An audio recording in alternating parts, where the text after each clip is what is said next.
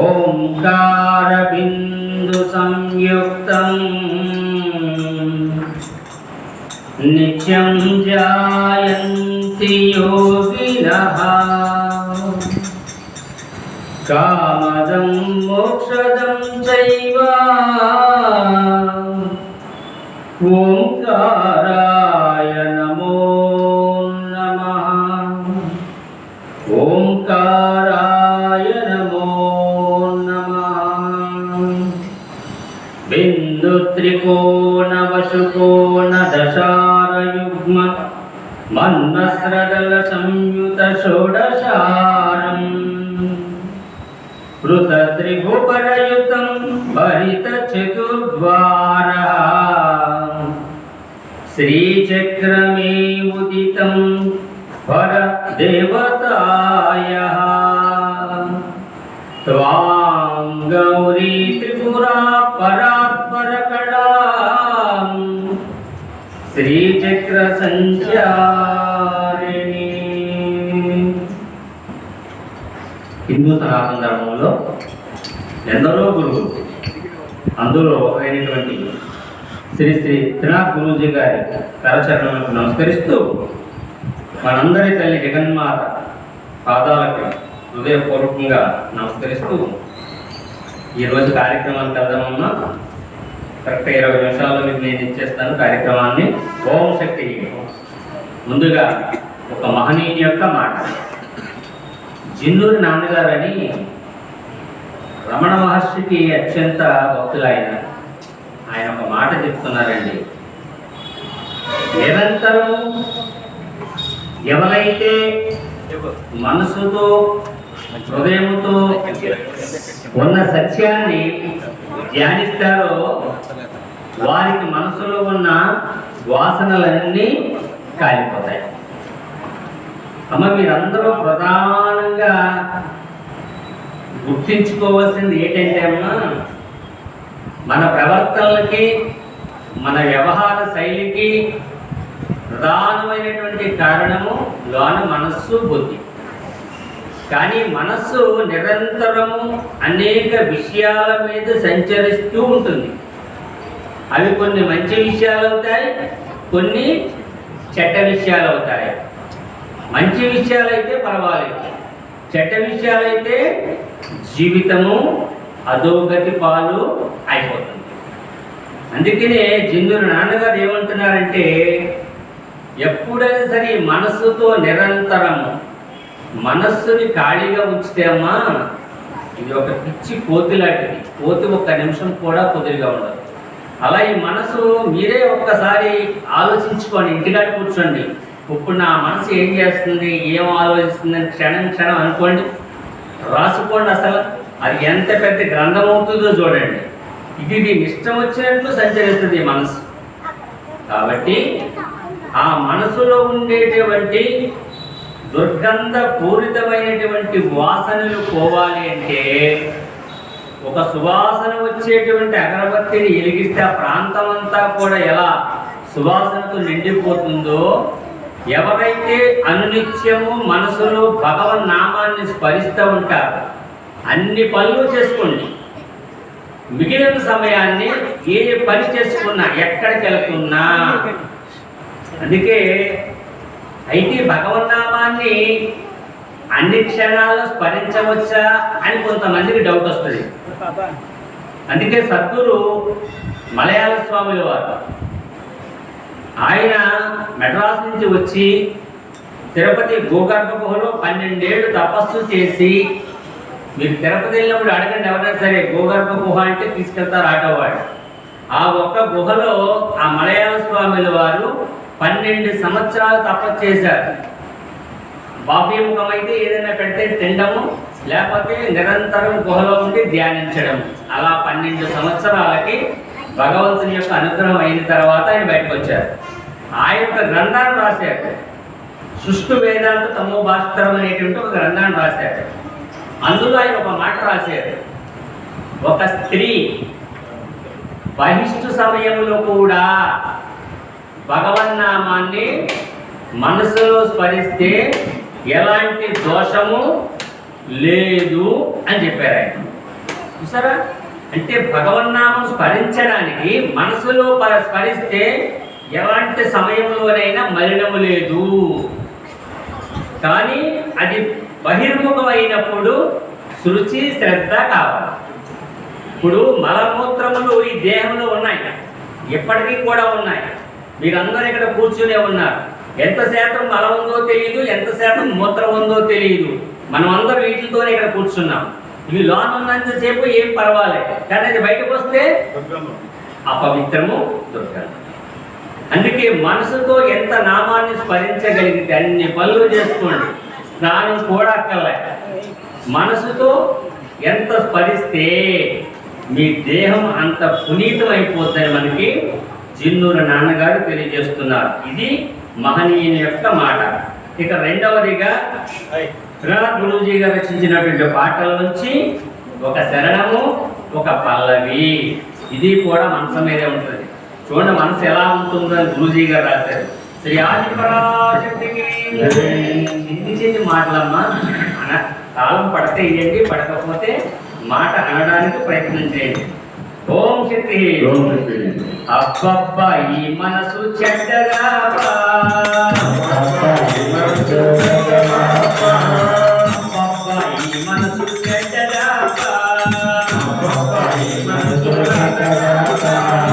అనివలలో పడితే ప్రకృతి. అందుకే మనసు ఎటు పడితే ఆలోచిస్తే మనసు వెనకాల ఎప్పుడు వెళ్ళిపోకూడదు.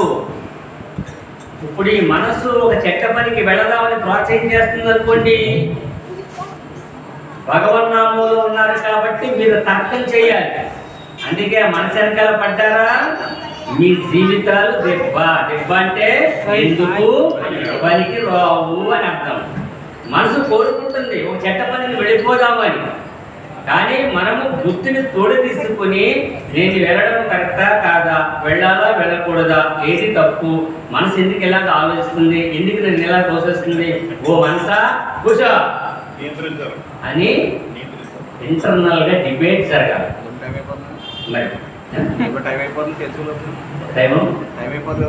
టైం అయిపోద్దా? అలాగే ఇంకేం చెప్తున్నారు చూడండి. ర్యాకెట్ మార్కెట్లో ర్యాకెట్లా తిరుగుతాది, మార్కెట్లో ర్యాకెట్లా తిరుగుతాది,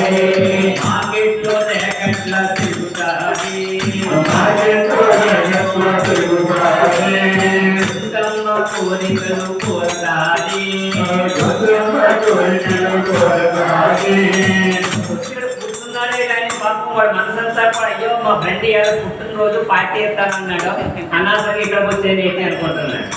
మనసు ఎక్కడే ఉన్నాడు, మనసు ఎక్కడో పార్టీ దగ్గర ఉంది, బాలు కొండ బిర్యానీ మీద ఉంది కదా. చూసారా మనసు ఎంత ప్రమాదం. అందుకని ఇంకేం చెప్తున్నారు చివరికి, పైగా గుంతెమ్మ కోరికలు, స్తోమత లేనటువంటి కోరికలు ఆడవాళ్ళు మగవాళ్ళు కానీ మగవాళ్ళు ఆడవాళ్ళని కోరకూడదు. ఇవి గుంతెమ్మ కోరికలు అంటారు. ఇప్పుడు వీరరాఘవరెడ్డి గారు ఉన్నారు, మహానుభావుడు కాబట్టి వాళ్ళు ఆవిడకో 10,000 రూపాయలు పట్టు చీర రేగాలి. ఒక ఆయన రోజుకి 500 రూపాయలు కూలికి వెళ్తున్నాడు. ఆవిడ వచ్చి నాకు 10,000 రూపాయలు పట్టు చీర తెస్తావా తేవా అంటే ఎలా ఉందమ్మా ఇది? ఇది గుంతెమ్మ కోరికే కదా, అవునా కాదా?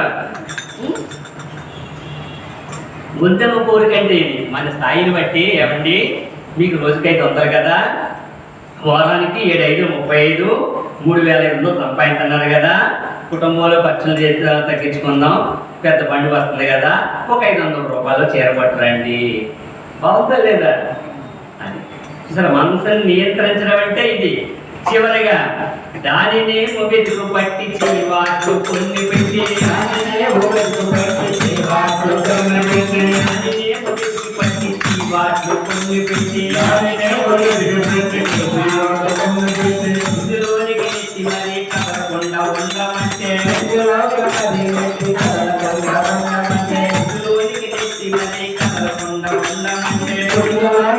మరి కదలకుండా ఉండమంటే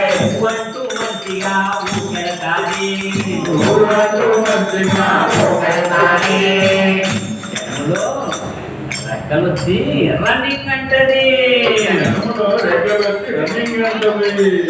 మనసు ఎంత ప్రమాదం తల్లిలారా. ఓని అలా పట్టుకొచ్చి అయ్యో సత్సంగానికి వెళ్తాను, 4 మంచి మాటలు చెప్తున్నారు జీవితానికి సంబంధించినవి. ఓ మనసా ఆగు, నన్ను అనవసరంగా ఇప్పుడు నేను సత్సంగానికి వెళ్ళాలనుకుంటాను, 1,00,000 వారం నన్ను ఇంకో షాప్ దగ్గర లాగేయద్దు, ప్లీజ్ ప్లీజ్ ఆగు ఆగని నియంత్రించాలి. కాబట్టి మనసు అంత ప్రమాదం తల్లిలారా. కాబట్టి చివరిగా 15 నిమిషాలు టైం ఉందమ్మా. సరే, ఎక్కడికైతే అక్కడ ఆపేసి మళ్ళీ వెళ్దాం.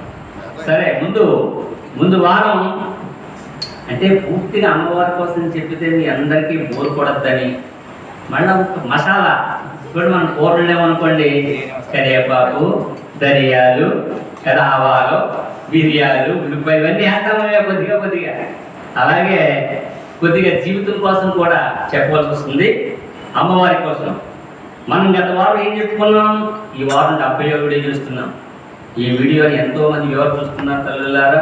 మీ అందరికీ కూడా అనేకమైనటువంటి నమస్కారాలు. వీడియో చూసినటువంటి ప్రతి ఒక్కళ్ళు కూడా మీరు సబ్స్క్రైబ్ చేయండి, ఒకసారి కామెంట్ పెట్టండి. నాకు ఆనందం చేస్తుందని తెలియజేస్తూ, మొన్న వారం అమ్మవారిని ఆమెలో ఉండేటువంటి తామశక్తిని తీయడానికి శంకరులు అనేక రకాలుగా మెప్పించి ఆమెను ఆనందపరిచి ఏం చేశాడు ఆయన, పాచికలాట అనేటువంటి ఆటని నాకు కోరికగా ఉందమ్మా అని అడిగి, మరి పందెం ఏమిటి నాయన అంటే ఒక మాటను పణంగా పెడతానని చెప్పేసి ఆ శంకరులు అడగడం. సరే, అమ్మవారు కూడా నేను ఓడిపోనిలే అనేటువంటి గర్వం చేత, అలాగే నాయన నేను ఓడిపోతే తప్పకుండా నా ఈ సంహార కార్యక్రమాన్ని ఆపేస్తాను అని చెప్పడం జరిగింది. సరే, ఈ వారం అమ్మవారు శంకరులు ఏం చేస్తున్నారో చూద్దాం. శబ్ద బ్రహ్మమయి చరాచరమయి జ్యోతిర్మయి వాంగ్మయి నిత్యానందమయి నిరంజనమయి తత్వమయి. అమ్మవారటమా ఇవన్నీ ఎలా ఉన్నప్పటికీ కూడా అమ్మలో తత్వమయి అంటే అమ్మ మనము నచ్చితే, మన దారి పోగపోతే, ఈ బిడ్డ నా కార్యానికి కావాలని అమ్మ మనసులో అనుకుంటే వాణ్ణి బాట మార్చేస్తుంది.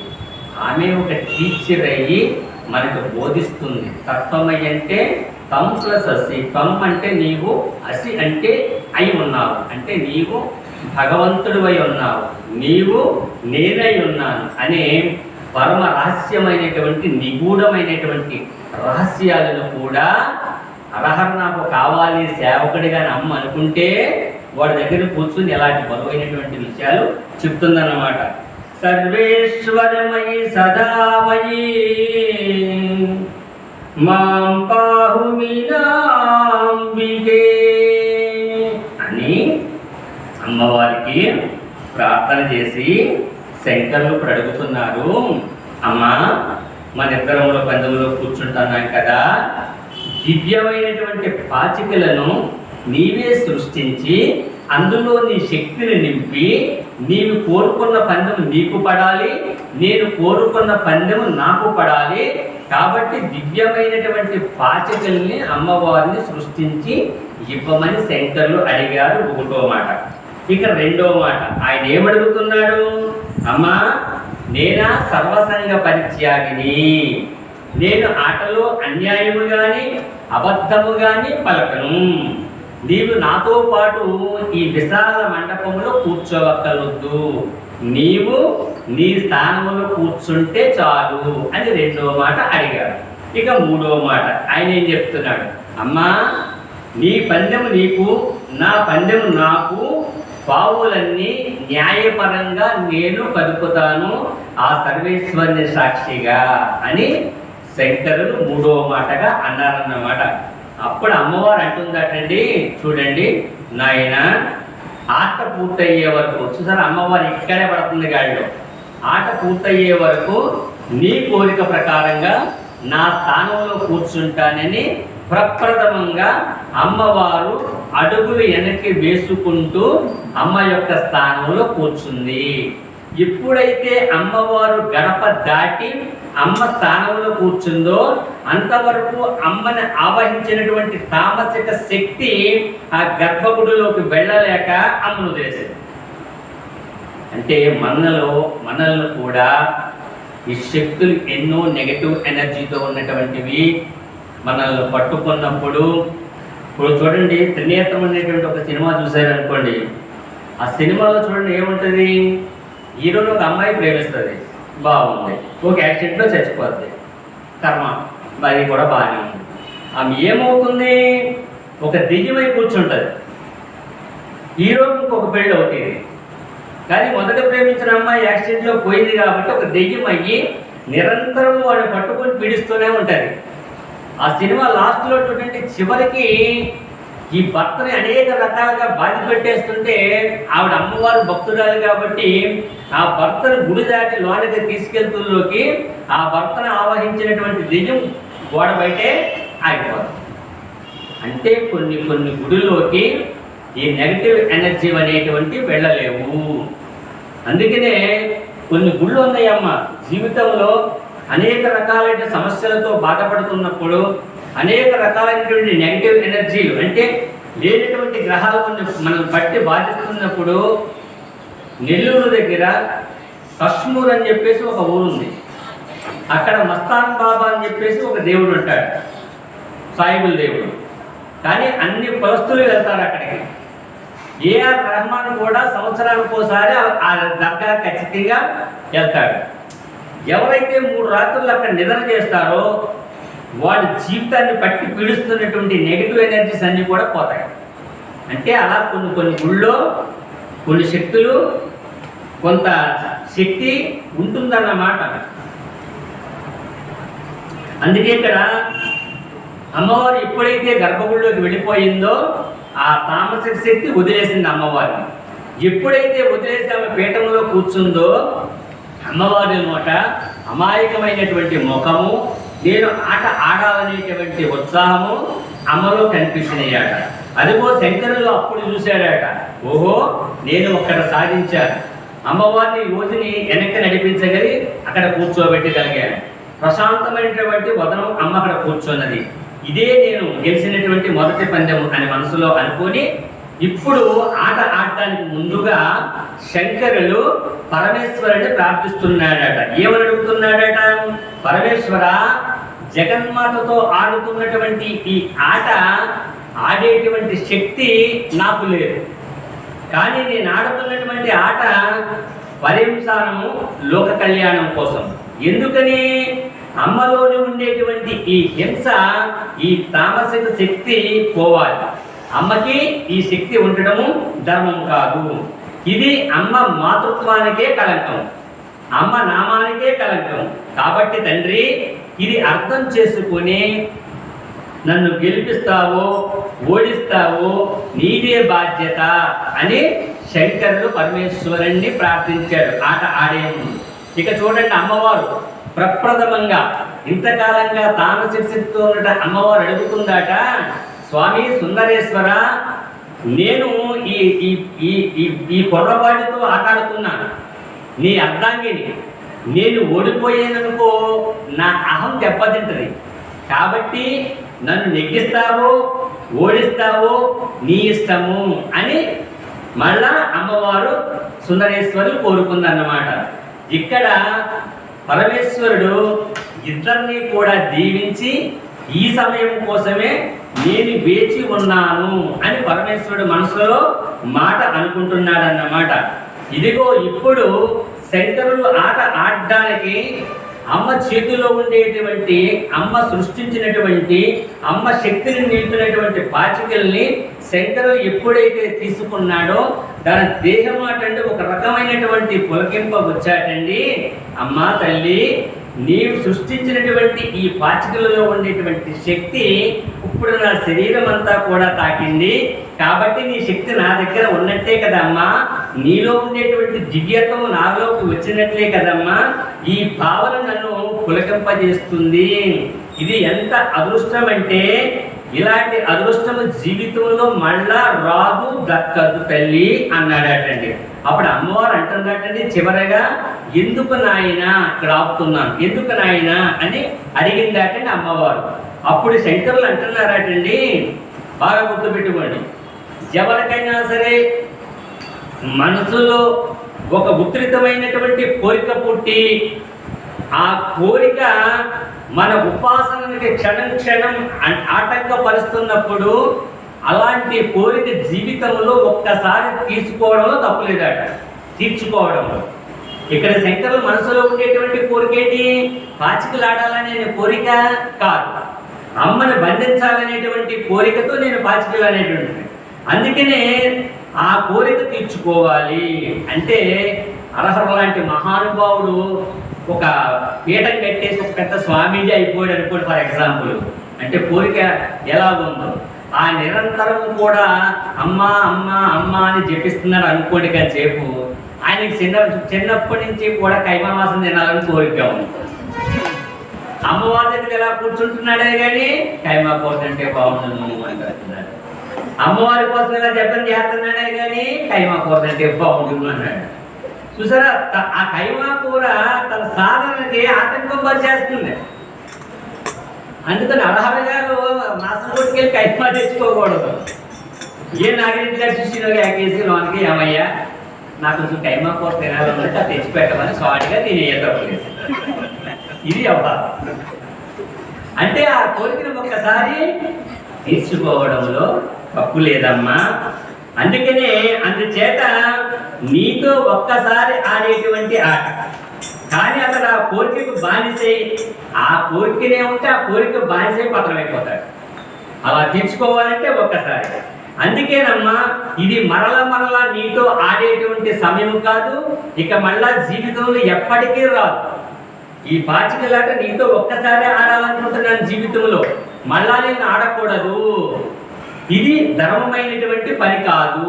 అందుకనే తల్లి ఈ రాత్రి జరుగుతున్నటువంటి మహత్తరమైనటువంటి కాలము ఒక్క క్షణము కూడా రెప్పపాటు కాలం వృధా కానియకుండా నీతో ఆడతాను తల్లి అని శంకరులు కూర్చున్నారు.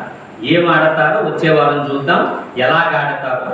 ఇప్పుడు శంకరులు ఆట ప్రారంభించే ముందు అమ్మవారి పాదాల దగ్గర ఉండేటువంటి పసుపు కుంకుమ చందనం ఇవన్నీ తీసుకొని అమ్మవారిని అక్కడ కూర్చున్న తర్వాత ఒక అద్భుతమైనటువంటి చిత్రాన్ని గడిలను వేసేసి అమ్మవారికి మంచి ముత్యాలు ఆయనగాను, అమ్మవారి పాదాల దగ్గర పుష్పాలు ఈయనకి గాను ఆటని సిద్ధం చేసి పెట్టాడు.